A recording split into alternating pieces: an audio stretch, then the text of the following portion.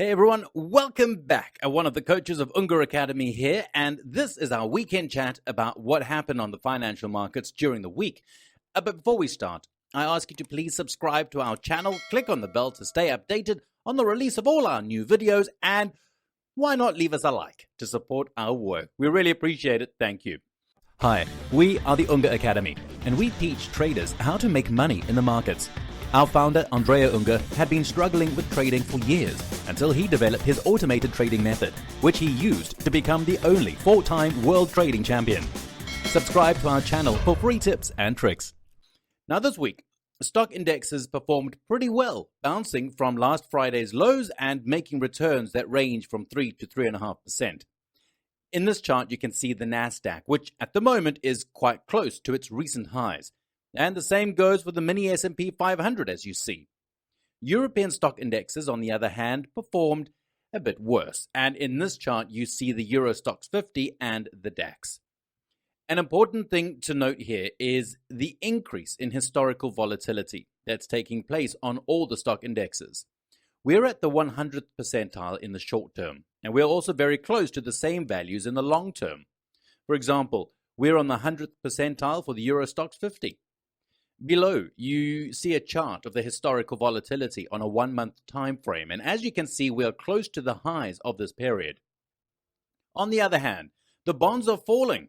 The T-bond has lost 1.5% over the last 5 days, while the TY lost 0.66%. The German 10-year bond did a bit better instead. As for the energy sector, crude oil and its derivatives performed pretty well this week, with heating oil and RBOB gasoline earning 67% and 8.8% respectively.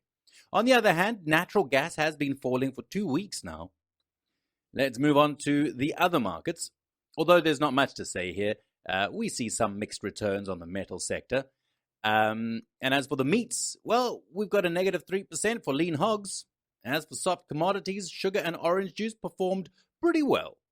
There's really not much to say about cereals either, except for soybean oil, which ends the week lower by 5% and is at a support level that seems to be quite significant now.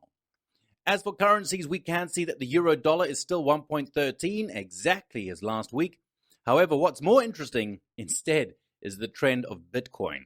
Last week, the prices of Bitcoin were in this support area, and we said that there was a volatility compression going on that could be followed by a volatility explosion. Now, that explosion has actually taken place this week. Now, the value of Bitcoin is around $48,500, which means that the cryptocurrency has lost 9.33% over the last 5 days.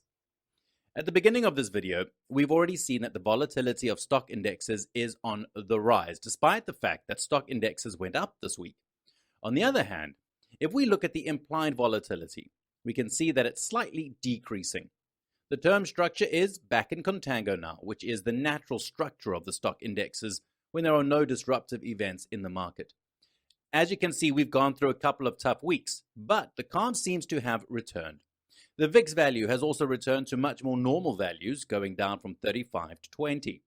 So for now, there seems to be no particular worries about how the markets will move in the future. Now let's move on to the rollover calendar. Next Friday will be Three Witches Day, which means that stock index futures, stock index options, and stock options are getting closer to expiration. We've already rolled over the US stock indexes, and now we'll have to roll over the futures on the European stock indexes. In addition to them, it'll also be advisable to roll over the crude oil future, which is also getting closer to its expiration. So on December 15th, it will already be possible to roll over the crude oil future. Finally, guys, if you want to learn more about the UNGER Academy and how we teach trading, following the method of the only 4-time world champion of real money trading, Andrea Unger, we're going to leave a link in the description of this video. And it will take you to a free webinar in which Andrea explains a lot of what he's learned about the markets, and at the same time will help you understand the basics of his method. So if you're interested in systematic trading, you simply cannot miss out on this video. Before saying goodbye, I kindly ask you to leave us a like if you enjoyed this video, and please subscribe to our channel. And that's it for this week. Have a great weekend, and we'll see you next week. Bye-bye for now.